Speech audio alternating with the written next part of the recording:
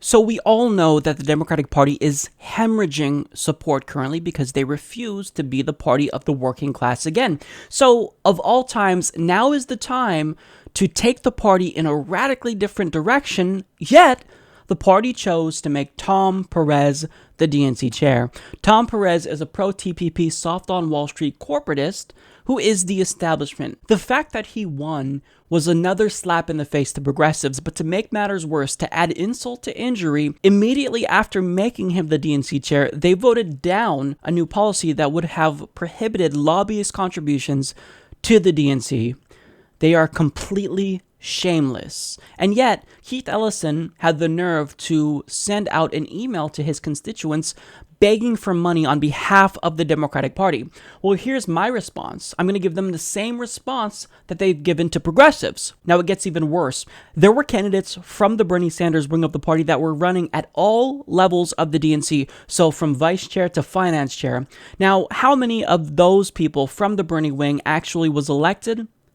Absolutely nobody. Progressives were shut out of the DNC at every single level. But in spite of that, Tom Perez is alleging that now is the time for the party to reach out to voters in every state. We can't leave anyone out. After shunning half of the base, we have to reach out to people now. President Trump told CPAC on Friday that the Republican Party from now on will be the party of the American worker. And in November, President Trump carried white voters without a college degree, working class voters, by a staggering 37 percentage points. What is your plan to win these voters back into the Democratic fold? We lead with our values and we lead with our actions. We talk to them about how literally hours into the Trump administration, he was a fraud. He made it harder for first-time home buyers to buy a home. Hours into his administration. Days later, he made it harder to save for retirement. He nominates a judge for the Supreme Court who wants to eviscerate collective bargaining. When we lead with our values as Democrats and talk about what we've done to make sure we're protecting Social Security, protecting Medicare, growing good jobs in this economy, if you want good jobs, elect a Democrat. That's the message that we have to communicate. It's a message that is true.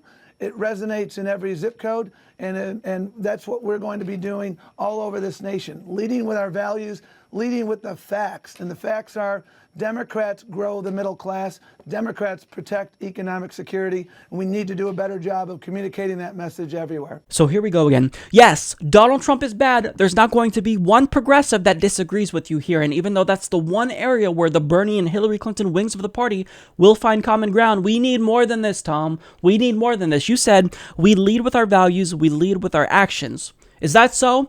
Well, literally just the other day, you voted to strike down a ban on lobbyist contributions. How's that for leading with your actions? What message does that send to the voters that you're trying to communicate? It's just absurd to me.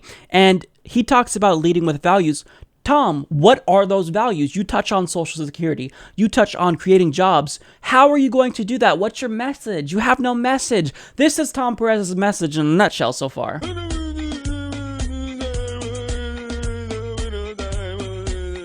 I know you're probably reluctant to criticize Hillary Clinton, but are you of the opinion that her campaign did not talk about those economic values sufficiently, instead focusing on the perceived character flaws of the current president? Well, certainly we have to do a better job as a Democratic Party of messaging what we stand for. We have to make sure that we're out there everywhere talking about how we're the party of good job creation. We're the party of middle-class security. We're the party of inclusion. We believe our diversity is our greatest strength. And when we lead with these values, I believe we succeed. When we lead with those values, we succeed. Again, I don't know what values you're trying to communicate to us, because at every step of the way, you've shown to us that you value money over voters. You value the donors over the people who come out and support you religiously every election, and yet you still manage to close the door on them and give them the middle finger, Tom. And look, this would be amazing. Saying that we need to lead with those values, and when we do, we succeed. That would be an amazing platitude to espouse if you were the keynote speaker at a high school graduation, but you're not. You're the head of the main resistance to Donald Trump now, Tom. We need more than platitudes. We need an actual plan as to how you're going to win back the working class voters that the party alienated over the course of the last several decades, over the course of the last 8 years. So here's what you can do. You can say, look, as a party of the working people, we are the party that puts our voters above our donors. So we are no longer going to accept money from the health insurance industry, and we will make it our number one goal to make sure that no American will ever go bankrupt or die because they have inadequate health insurance again. Never again will this happen. This will be the number one goal of the Democratic Party. We will fight for a single-payer healthcare system. That would galvanize working class voters to support you because you're giving them something. This is a substantive policy that will resonate. You can say, look, I am done with the war on drugs. We will legalize marijuana in all 50 states. This will be the goal. And if you elect Democrats, that will be one of the first orders of business for us. We will get legal marijuana in all 50 states. You bring on young people that way. You bring on conservatives and libertarians that way. But they don't know what to do. They say, we want to lead by our values. We're not going to tell you what those values are, but just support us anyway. And if you don't support us, we're going to shame you. If you go third party and vote for Jill Stein because we're not doing it for you, well, then we're going to shame you. Well, how about this? How about you offer us something? Offer us something that will excite us. There's a reason why Bernie Sanders had so much millennials, how he created a brand new movement. It's because he offered us something that would actually benefit our lives.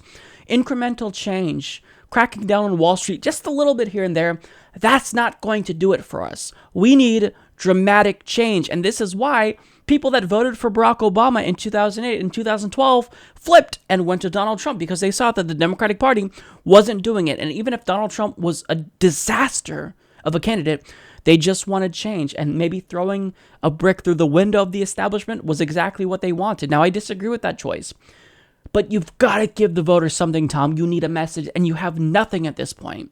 You continue to insist that we're unified. You continue to talk about Russia. It's time you reach out to voters and actually communicate these values to voters that you keep championing. What are those values? Tell us, Tom, but you're not doing that. You're a failure. Support this podcast by joining the independent progressive media revolution today at humanistreport.com.